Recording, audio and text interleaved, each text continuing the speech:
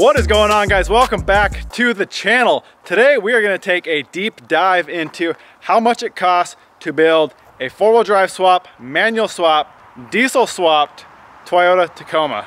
So this truck here behind me started out its life as a 2004 Tacoma pre-runner automatic. Now the pre-runner means it's a two-wheel drive, so I got this truck not that great of shape, and I have gone through the entire thing. I have done a diesel swap, a manual swap, and a four-wheel drive swap. So let's get into how much it costs. So first things first, I gotta say that all these prices are parts only. There is no labor involved at all. I have not paid a single penny in labor on this truck. I have done the entire thing myself. So keep that in mind, this is all parts only. So in order to do the diesel swap and actually the four-wheel drive and manual swap, I actually just went out and bought complete running vehicles. So I bought a 2005 Passat TDI for the engine, and then I bought a 96 Tacoma that had a manual with manual hubs for the four-wheel drive manual swap. So I spent $1,200 on the Passat for the donor swap, and then I spent $1,500 on the Tacoma for the four-wheel drive, the manual transmission, basically all the front end parts,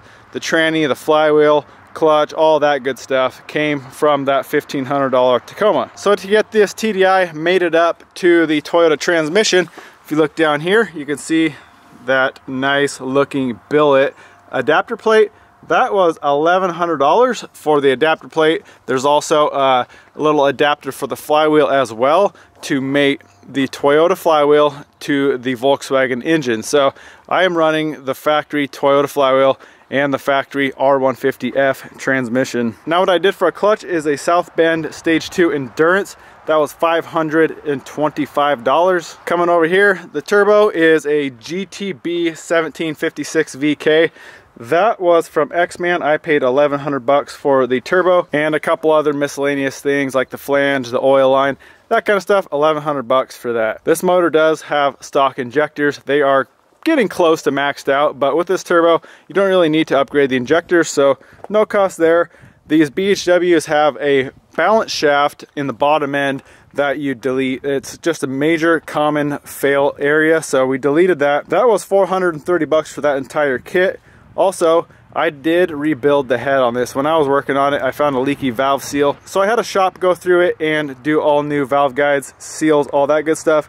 That was $350. When I had the top end apart, I did new cam bearings, the cam bolts, the head bolts, head gasket, all that good stuff was right around $450. I did do a hybrid oil pan. These BHWs have a really funky looking pan and it didn't fit very well, so new pan was $45.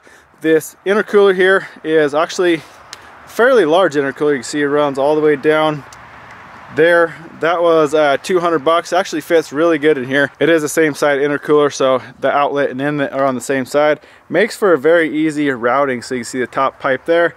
Lower intercooler pipe is down there. So very, very short charge piping. Now all the piping, the clamps, the couplers, everything for that was right around $250. The map sensor here and the map sensor bung was right about $60. Now this air filter and pre-filter here, right about $90. I built the air box myself, no cost really there. I did build that 90 as well there. Not much cost in that because I already had all the material for that. Now all the exhaust I built myself. This is all 3-inch stainless mandrel bent. I did TIG weld it all together, but I had to buy all the piping, all the bends, everything for that. It was right around $450. Now coming over here, I did upgrade all my battery cables. This is all, I believe, double aught or single aught, really big cables. I spent right around $50 for all my cables. I have a few here. You can see one's a winch cable, but the other one's got a couple there running over down to the starter. So about $50 for all those cables. Now I did go through and repaint this entire truck, top to bottom. The driver's doors here, both front and rear, when I bought the truck, had Bondo peeling out of it. So I went through, repainted the entire truck. I am right about $1,600 into just materials alone. So really not that bad for a complete paint job. Now coming up front here, you can see the retrofit headlights. I did build those myself.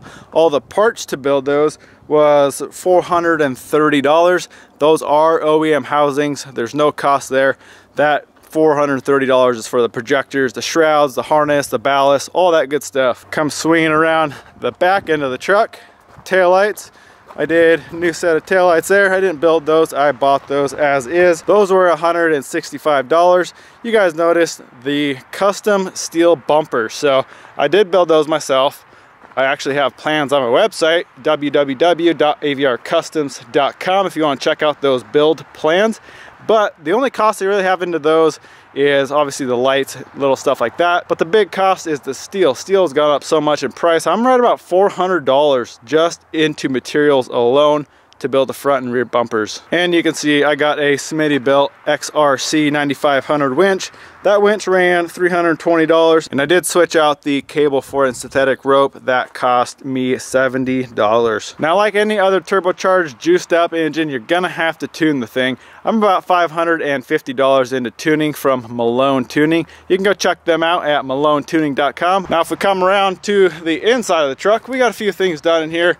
Nothing too spectacular, but we got gauges, steering wheel, interface for some CAN stuff, new head unit, speakers, all that kind of stuff. Now the interface is called a CAN 2 dash. It takes basically signals from the CAN system and converts them into usable signals for the TAC, glow plug light, check engine light, that kind of stuff. That little unit costs $200. Now you can see we got a set of gauges in this thing. We got an exhaust temp and a boost pressure gauge. These are both from Max Tow. These were $260, and then that pod was $80. Coming down to the head unit, we have the Toyota head unit. This is the S8, one of the newer ones. That was $370. And then we also did Rockford Fosgate front and rear speakers, and then a set of tweeters as well. About $300 into the speakers. Now you can see we obviously got the lift kit on the truck. We got OME front and rear springs, along with the Bilstein 5100 shocks front and rear.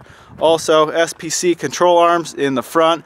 The full lift kit cost $13.50, and then those upper control arms were right about $550. Now these wheels and tires are kind of a temporary setup for now. I bought those just on Craigslist. I found a good deal on those I couldn't pass up. I spent $900 on those. Obviously, price of wheels and tires is going to vary depending on if you buy new or used, or what kind of wheels and tires you prefer. Also, in order to clear a couple things in the engine bay, I had to do a body lift. So it's got a 1-inch body lift. You can see those heater core lines there are pretty close to the valve cover. They were right about hitting without the body lift. That body lift ran $250. Also, I did a differential drop up front. That was pretty cheap. That was only $35. Now, while I was crawling around underneath the truck, I did a set of steering rack bushings, the polyurethane bushings.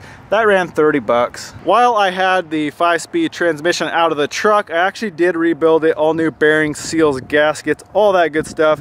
That only ran $180 for that complete rebuild kit. I did also upgrade the brakes. This is the common 13WL brake setup from the Toyota Tundra. I spent $260 on the calipers, $135 on the rotors, and right about $120 on all the brake lines. Now, last but not least, we got the grille and the corner lights. I just bought a factory replacement grille, and I did all the custom work myself. I spent $95 on the grille and $65 on these corner lights. I did black them out, paint the trim, cut this grill all apart, put the mesh and everything in there, and did all that stuff myself. So that puts us at a grand total of $16,515 for the build on the Tacoma. That is not including the cost of the truck itself when I bought it. That is just for the parts, no labor, just parts. I do know I'm missing all the little things. Every time you run to the parts store, gotta grab a radiator hose or a light bulb or some wiring. All that stuff adds up, but that is not included in that total price. It's kind of hard to keep track of all the receipts for all those little purchases. Now, I know what you guys are thinking, $16,000 is a crap ton to dump into a first-gen Tacoma. Now, I kind of went all out and I did this thing top to bottom. If you wanted to do a build similar to this, you could probably cut it down quite a bit if you were doing a full paint job, full lift kit, you know, big turbo, all that good stuff. You could do it quite a bit cheaper. That's what I spent. I kind of wanted to go all out on this truck and make this thing sweet. So that is what I spent on this thing anyway. Well guys, that is gonna wrap up today's video. I hope you enjoyed it. I know a lot of you guys are curious kind of what I spent, what it cost to build a truck like this. There you have it. I hope you enjoyed it. Go smash that thumbs up button. We'll see you in the next one.